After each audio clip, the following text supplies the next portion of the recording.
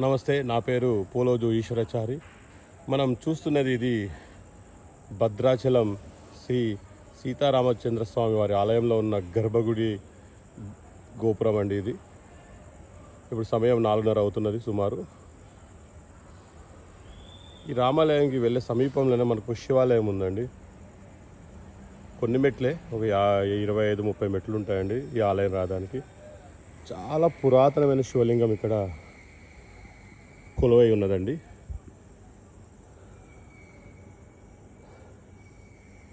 మూడు 365 రోజులు మనం అభిషేకం చేసుకోవచ్చండి ఈ శివాలయంలో.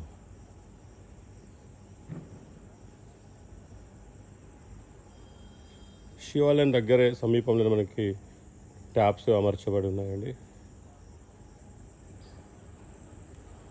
ఇక్కడ ఈ స్టెప్స్ తోటి వెళ్తూ ఉంటే మనకి దారిలో కృష్ణుడిది ఒకటి చిన్న ఆలయం కూడా ఉందండి ఈ కోటలో.